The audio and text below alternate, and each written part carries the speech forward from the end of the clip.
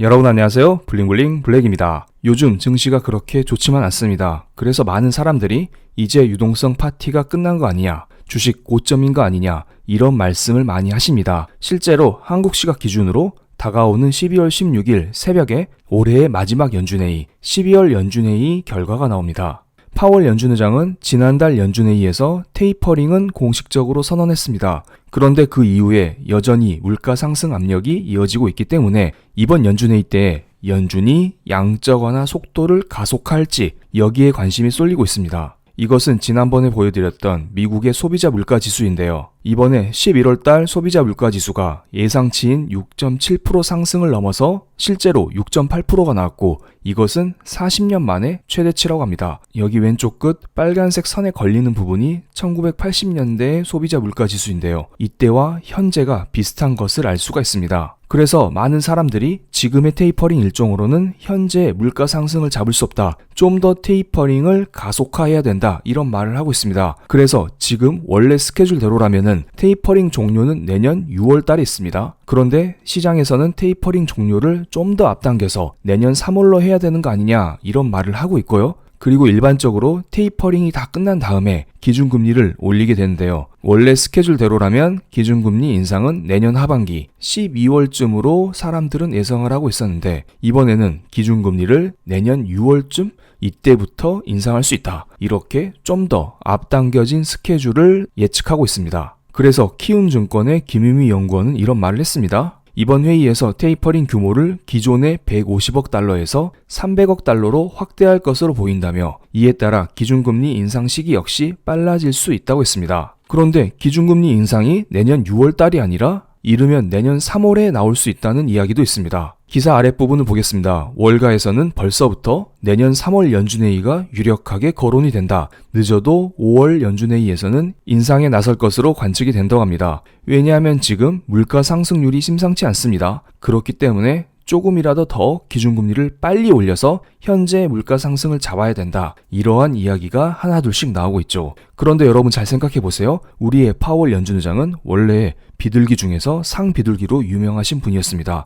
즉 금리 인상과는 거리가 머셨던 분이었죠. 물가가 한참 올랐을 때에도 그 유명한 일시적인 인플레를 주장하면서 테이퍼링과 금리 인상은 아직 멀었다고 말을 해왔죠. 그런데 요즘 그분의 태도가 바뀐 것은 다들 아실 거라 봅니다. 이것은 11월 22일 연준 의장으로 재임명되었을 때 했던 이야기입니다. 우리는 경제와 강한 노동시장을 지원하는 한편 높은 물가 상승이 고착화되지 않도록 수단을 사용할 것이라고 다짐했습니다. 금리 인상을 직접적으로 언급하진 않았지만 여기에는 금리 인상도 포함되어 있는 말이죠. 11월 22일 이때 당시에 파월 연준 의장의 연임은 정해진 게 아니었습니다. 단지 바이든 대통령이 파월 형을 연준 의장으로 재지명했을 뿐이었습니다. 아직 미국 상원의 인준이 남아있는 상황이었습니다. 미국 의회는 공화당과 민주당으로 이루어졌습니다.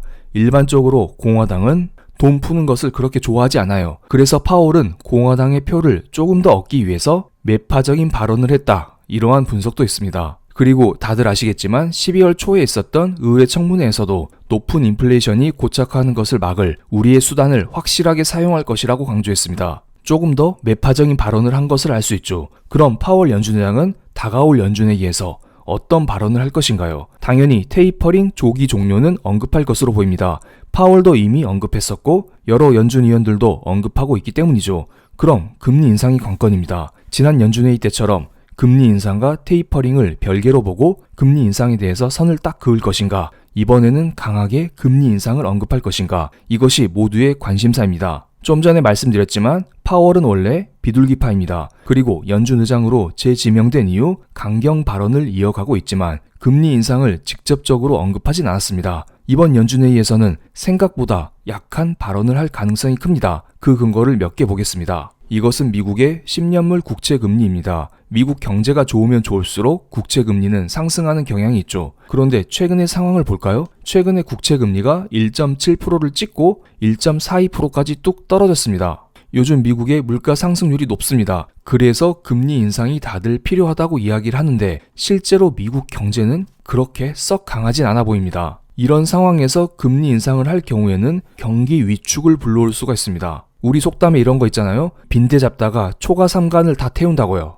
어설프게 금리 인상을 했다가는 미국 경제를 송두리째 흔들 수가 있는 상황입니다. 그래서 파월 연준의장도 현재는 긴축적인 발언을 이어가고 있지만 금리 인상과는 당장은 연결시킬 가능성이 낮아 보입니다. 두 번째로는 저는 기대 인플레이션을 들고 왔습니다. 기대 인플레이션은 앞으로 사람들이 미국의 물가가 어떻게 될지 이것을 나타낸 것입니다. 파란색이 10년 기대 인플레이션이고 빨간색 계열이 5년 기대 인플레이션입니다. 팬데믹 때 기대 인플레이션이 0% 근처까지 떨어졌었다가 그 이후 꾸준히 상승하고 있는 것을 알 수 있습니다. 동그라미 친 부분이 델타 변이 바이러스가 터졌었던 그 시기인데요. 이때 델타 코로나 바이러스가 터지자 공급망 이슈가 부각되면서 기대 인플레이션 물가 지수가 쑥 올라가는 것을 알 수 있죠. 그 다음에 기대 인플레 값은 어느 정도 진정이 되었고요. 그리고 최근에 다시 한번 기대 인플레가 증가되었다가 다시 떨어지고 있습니다. 딱히 금리 인상을 한 건 아니에요. 하지만 11월부터 연준은 테이퍼링을 하고 있습니다.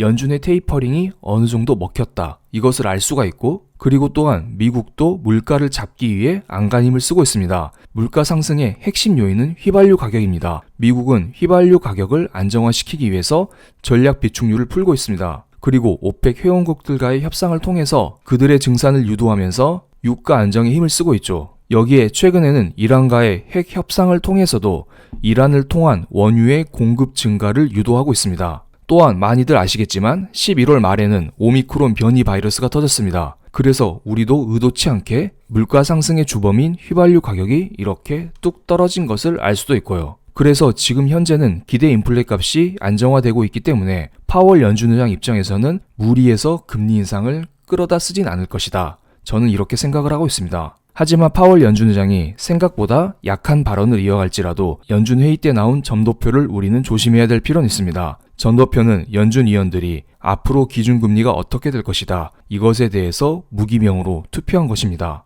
이것은 최근 연준회의 때 점도표를 나타낸 것입니다. 지난 6월달 연준회의에서는 2022년 내년도 금리 인상에 대해서 한 번 인상이 5명, 두 번 인상이 2명이 나왔습니다. 그러니까 금리 인상을 내년도에 주장하는 사람이 총 7명이 나왔었죠.